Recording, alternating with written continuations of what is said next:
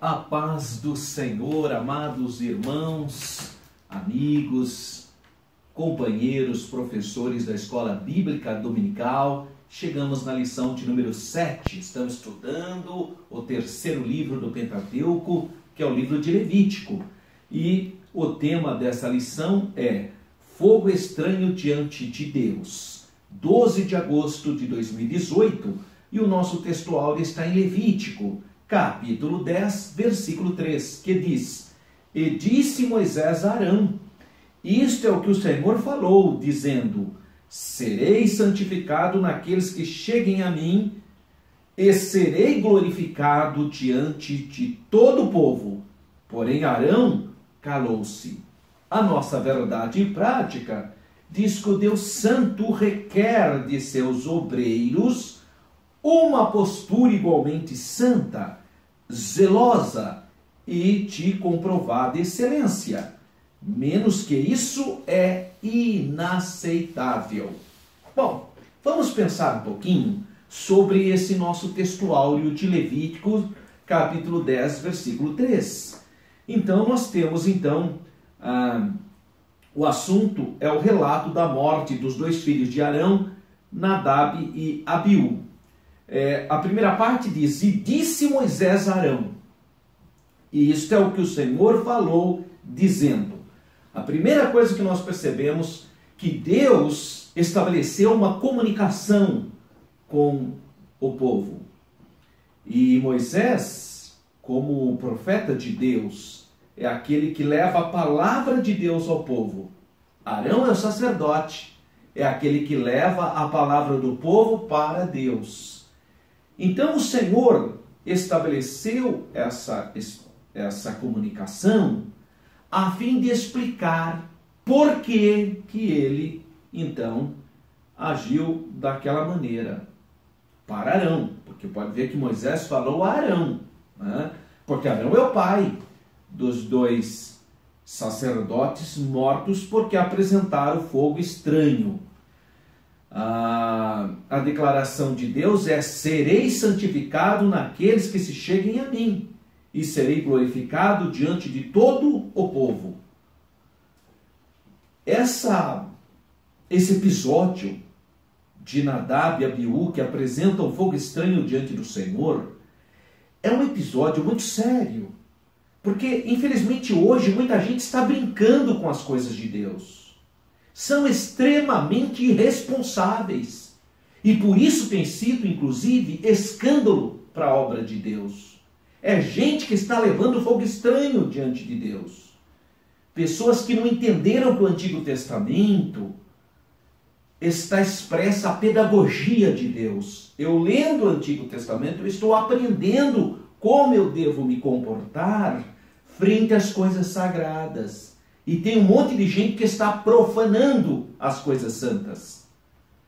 E esse episódio faz com que a gente faça essa reflexão. Tenha temor de Deus.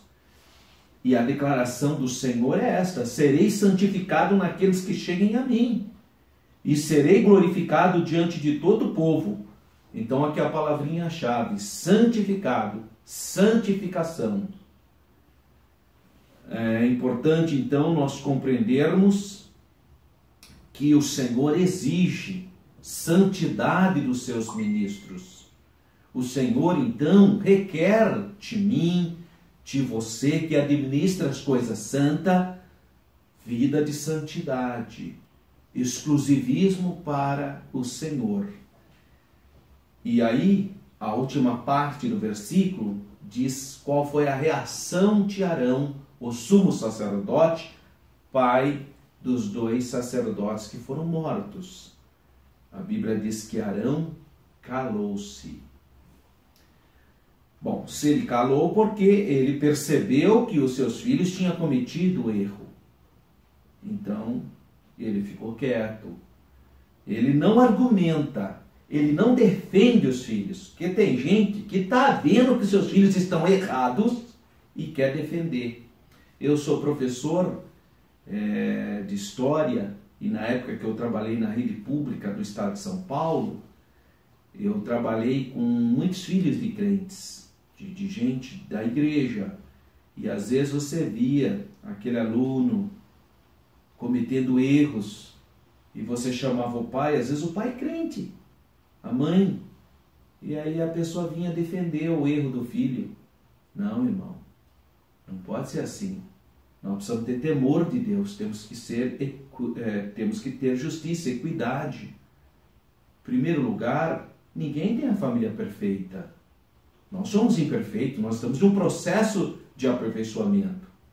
Mas é muita irresponsabilidade você querer defender o que está errado. Isso chega a ser até uma blasfêmia contra Deus. Arão ficou quieto, porque ele sabia que os filhos estavam errados. Então ele não vai querer defender algo errado. Outra coisa importante, ele também não tenta justificar nada. Porque tem gente que reconhece que está errado, mas quer justificar. É o que eu chamo de síndrome adâmica. Aí quando Adão cometeu o pecado, aí ao invés dele reconhecer que errou, não, ele vai falar para Deus, foi a mulher que tu me desses. Então isso é a síndrome adâmica, que todos nós estamos sujeitos a isso. Nós somos cheios de querer apontar o dedo para outra coisa, para se livrar do problema. E a Bíblia nos convida ao arrependimento. A Bíblia nos convida a reconhecer as nossas fragilidades. Nós somos seres humanos.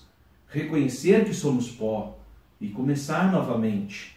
E não ficar buscando desculpas ou buscando escapismos.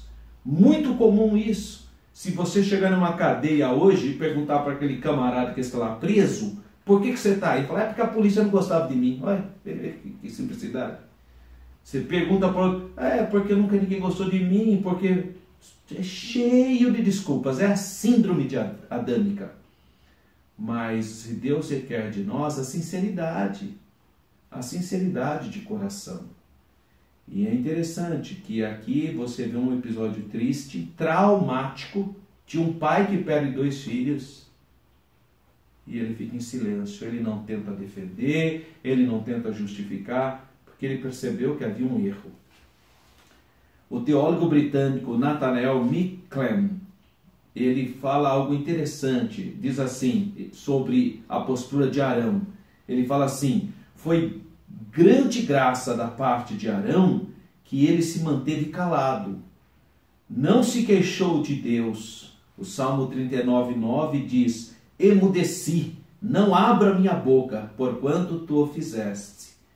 E Romanos 15:4 diz, porque tudo o que dantes foi escrito para o nosso ensino, foi escrito para que pela paciência e consolação das Escrituras tenhamos esperança. Então, com esse episódio triste, traumático, é apresentado então o motivo porque é o 3º filho de Arão que vai assumir o supremo sacerdócio, que é Eleazar, né? Com essa história aí você entende porque Eleazar então que vai suceder o pai Arão. Feito essas considerações, há uma interação na nossa lição. O livro de Levítico, então, enfatiza a santidade de Deus. Como Deus é santo, obviamente, ele requer a santidade de seus filhos. E a introdução, então, vai falar um pouquinho da história de Nadab e Abiú, que a Bíblia, em Gálatas 6:7, fala que Deus não deixa escarnecer. Então tem muita gente que zomba de Deus. Uns conscientemente. Sabe que está errado, tem consciência, mas continua no pecado. Outros por ignorância. E por ser ignorante, acaba dando lugar para o diabo.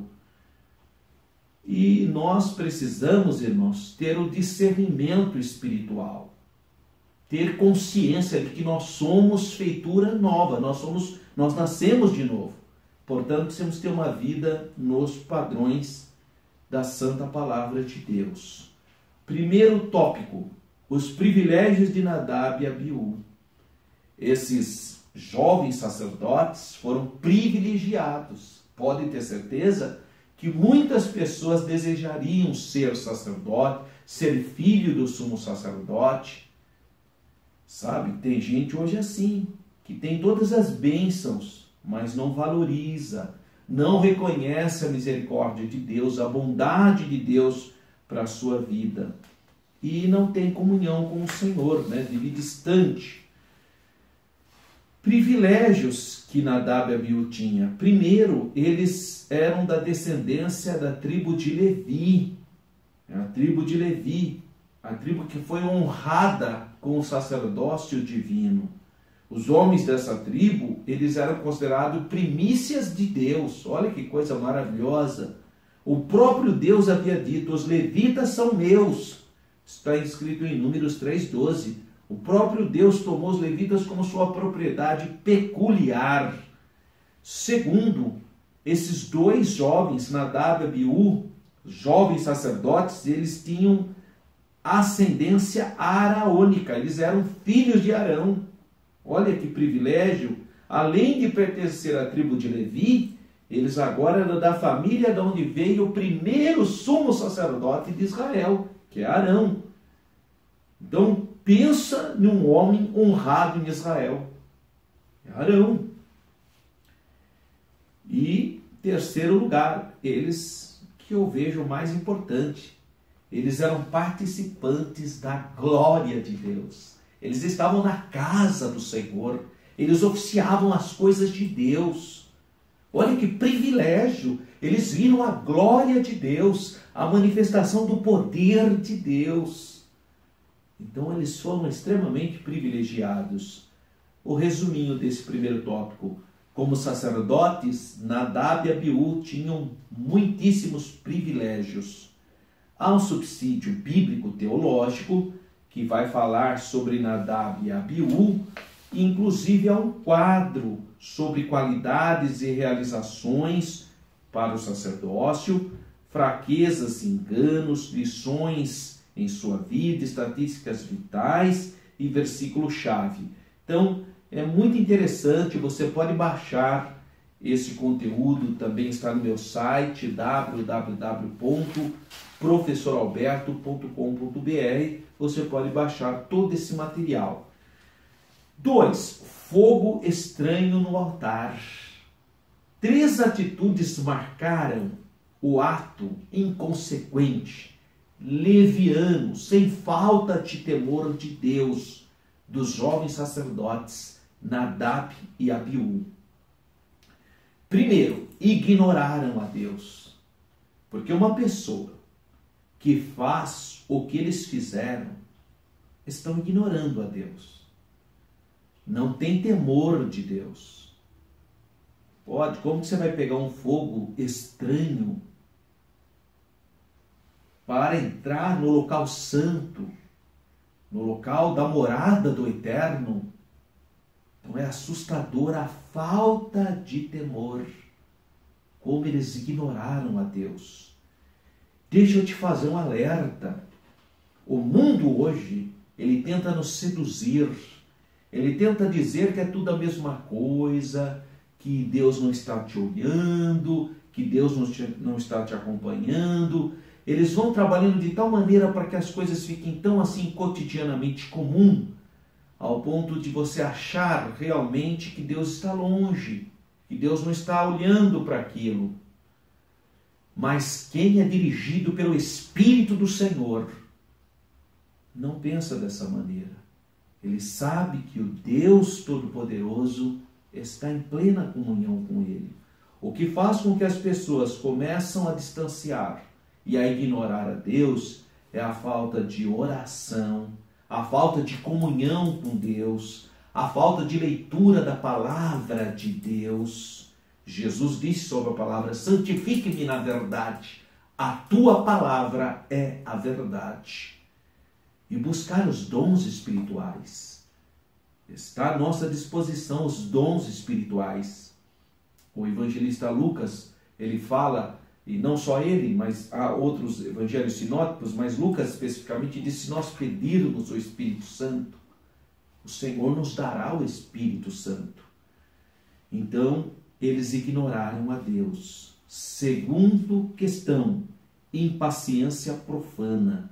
De acordo com as instruções dadas por Deus através de Moisés, transmitiria aos filhos de Israel somente o sumo sacerdote estava autorizado a oferecer incenso ao altar de ouro. Todavia, observa-se que ambos, ignorando tal preceito, entraram no lugar sagrado e trouxeram fogo que Deus não ordenara. Nós somos pentecostais. Nós cremos no batismo no Espírito Santo e nos dons espirituais para a atualidade, porque há uma profecia que diz que a promessa do revestimento do poder dizia respeito aos pais, aos filhos e a todos quantos o Senhor Deus nos chamar, e você foi chamado. Então você tem direito a essa promessa do revestimento de poder. Agora, infelizmente, muitos movimentos têm colocado fogos estranhos. Fogo estranho, irmão. Não é o fogo do Espírito Santo que nós almejamos e desejamos. Mas é fogo estranho. Tem gente que faz só gritaria. Só faz movimentos. Mas movimentos carnais. São gente que não tem temor de Deus. Que não busca a direção do Espírito Santo. É impaciência profana. Apresentar fogo estranho. Profana a santidade de Deus. E terceiro, apresentar o fogo estranho ao Senhor. Não bastava ter o incenso prescrito pelo Senhor, era imperioso ter igualmente a brasa certa, o fogo correto. Se o incenso era exclusivo, o fogo, a brasa também era exclusiva. Mas pelo contexto da narrativa bíblica, Nadab e Abiú não estavam preocupados nem com incenso e nem com fogo. Por quê? Porque a vida dele tornou-se indiferente, ritualística e sem o temor de Deus. É como se hoje uma pessoa que começa a utilizar o púlpito para manipular os outros, para retirar dinheiro do povo, para ficar falando só dele mesmo, culto à personalidade. Todas essas coisas profanam a santidade de Deus.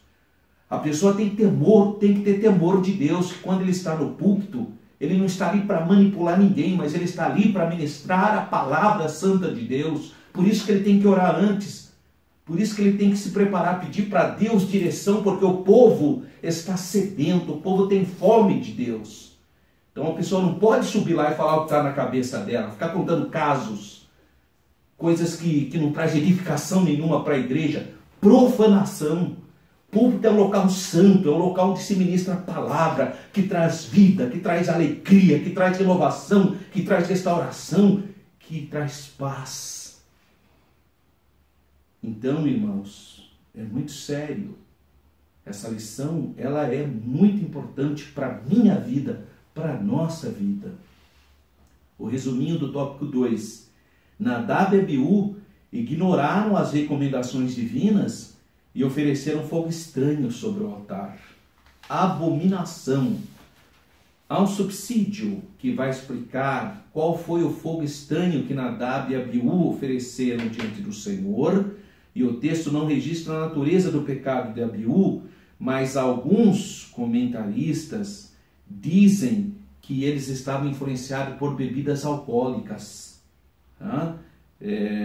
Então tem essa, com base em algumas citações, especialmente capítulo 30, versículos 8 a 11, eles estavam sob efeitos de algum entorpecente e, infelizmente, profanaram a santidade de Deus. Deus exige sobriedade, irmãos, para os seus ministros, para o seu povo, graças a Deus. O luto no santo ministério é a parte 3. A morte de Nadab e Abiú abalou profundamente a casa do sacerdote Arão. Apesar de haver perdido no único dia 2 dos seus filhos, ele foi proibido pelo Senhor de observar qualquer tipo de luto.